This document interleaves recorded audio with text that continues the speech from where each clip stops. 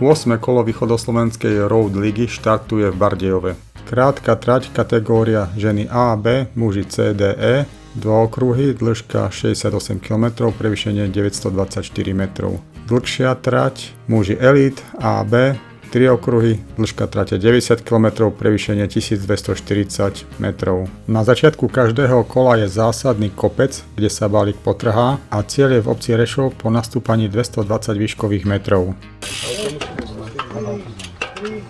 2, 1, štart!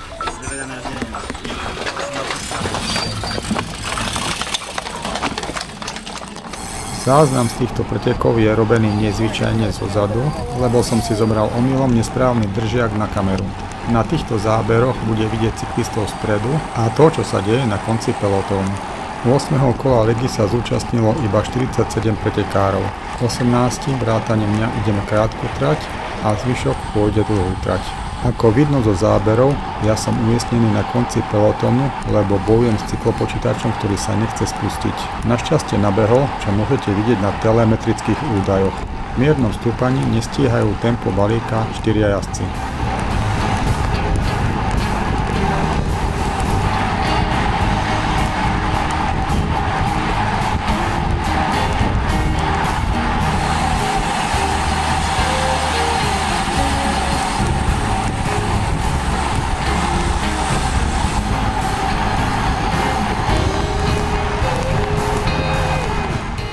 Po odbočke do prvého kola nasleduje prvý kopček, kde stojí môj fanklub.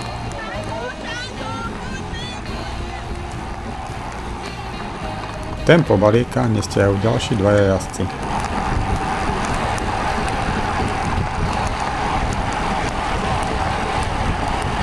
V tomto okamihu sa v balíku predo mnou vytvorila medzera a tak pridávam, aby som túto medzeru vyplnil.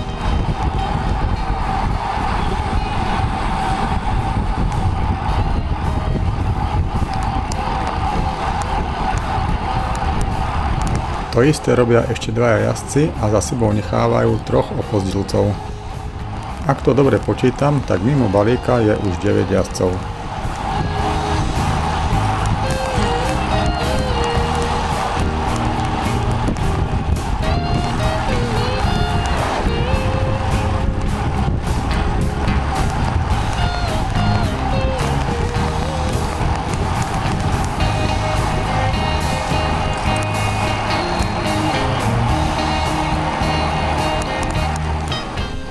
Jazdec v strede, v červenom drese Robert Klajza, je favorit na víťazstvo krátkej trate.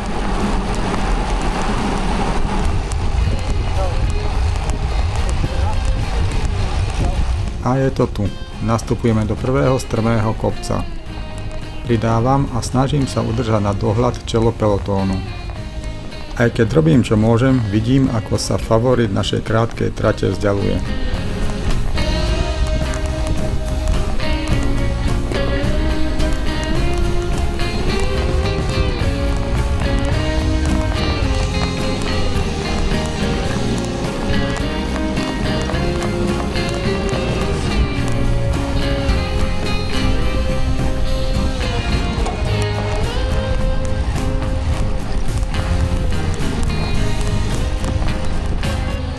Tento kopec poriadne zamiešal kartami. Ja som tempo čela nestíhal a tak som zostal v skupine 13 jazdcov za hlavným balíkom v počte približne 20 jazdcov.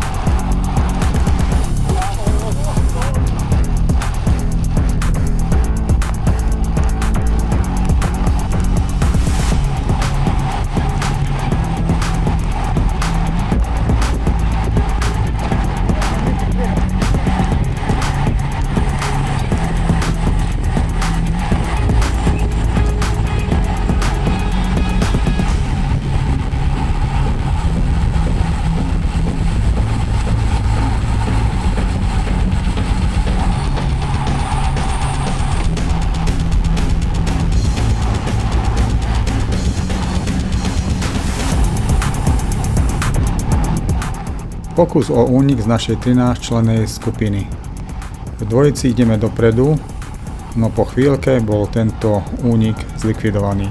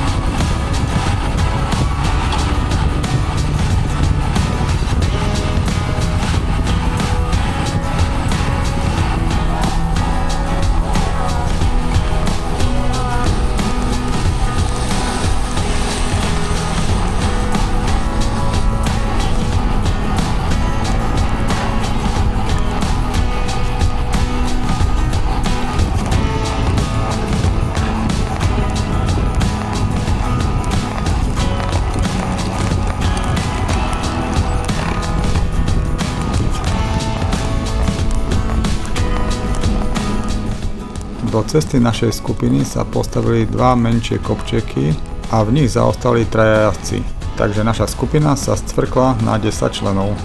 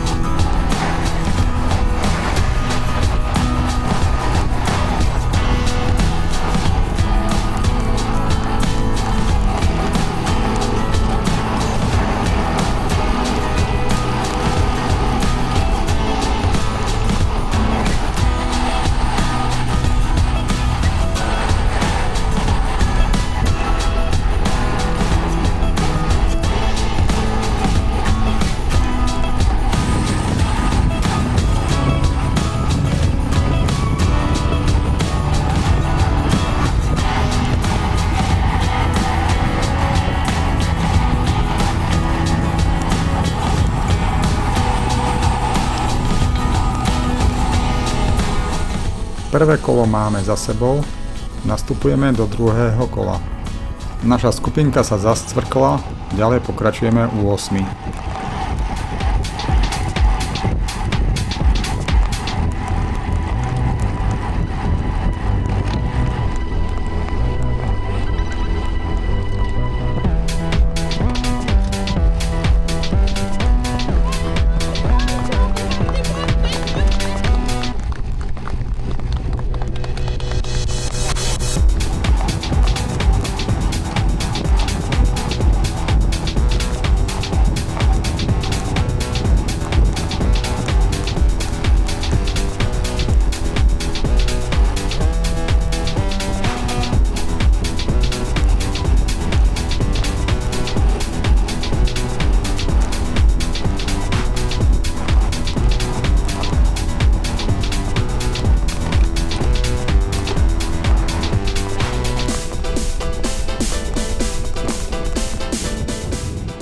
Tempo našej skupiny nestíhajú traja jazdci, skupina sa stvrkáva na počet 5.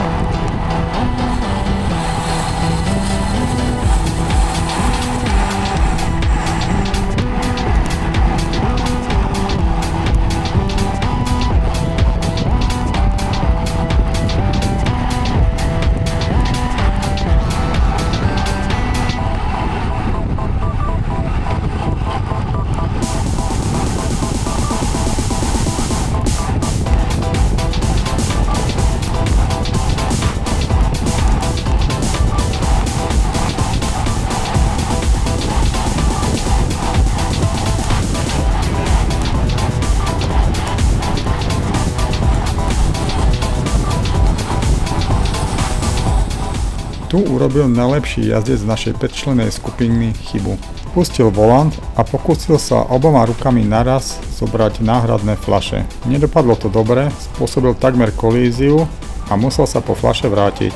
Zostali sme už len 4.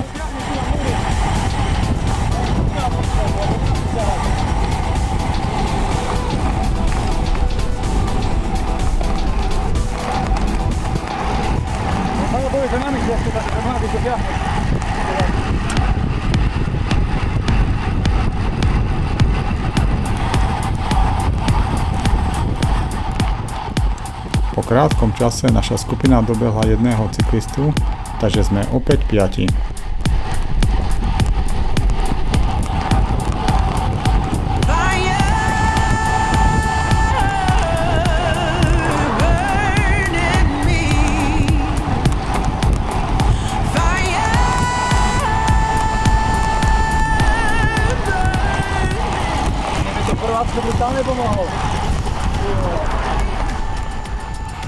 Kolega spomenul moju jazdu na bicykli z Jadranu.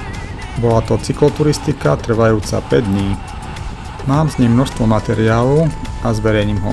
Ak chceš, aby ti to video neuniklo, prihlás sa na odber.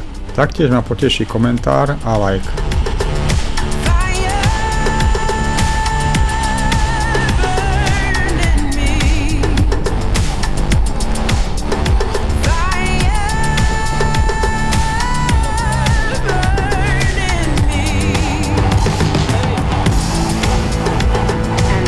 Na križovatke sa mladší jazdci odpájajú a idú do 3. kola. My v trojici pokračujeme do cieľa. Zhodou okolností sa my traja bijeme o medailové umiestnenia v celej sérii pretekov. Ja z tejto trojice ťahám za kratší koniec a chalan v modrom drese, Martin, zatiaľ po 7 kolách priebežne vedie. Je takto pred nami? Ahoj! Maja? Jede? Neveríš? A mohol tam byť ešte aj Maďar nejaký. Neprišiel. Od povzbudzujúcich divákov sme sa dozvedeli, že pred nami je iba jeden jazdec.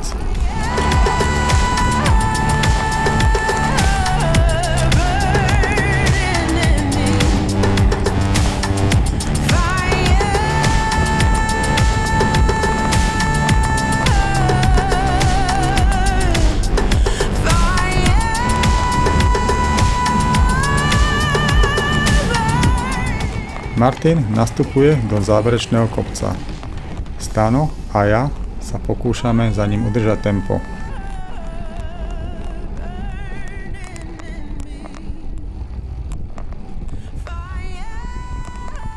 Pravdepodobne zvolil príliš vysoké tempo a tak sa dostavili krče. Martin musí zvolniť.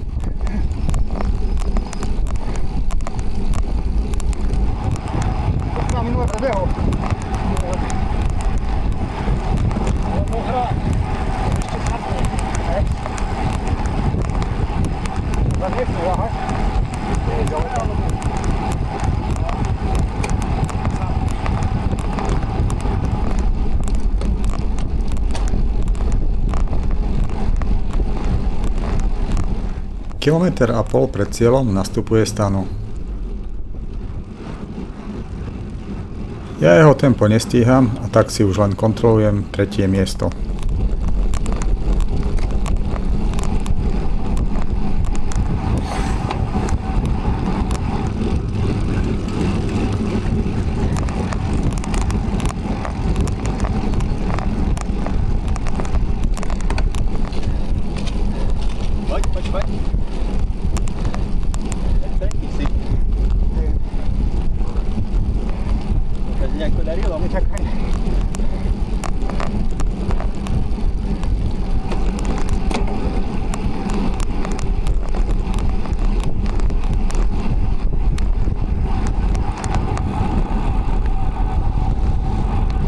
Takže tretí, pán Stanislav Piaták, CK Energia Svit. Druhý, Stanislav Vaško, taktiež CK Energia Svit. A rozbíja to tam trošku Robert Glajza, CK Cyklo Glajza. Takže rýchlejší muži.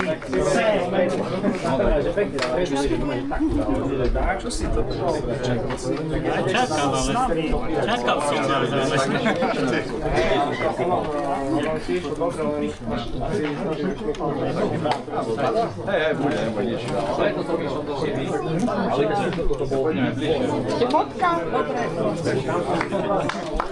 Tak, ešte jeden potlesk.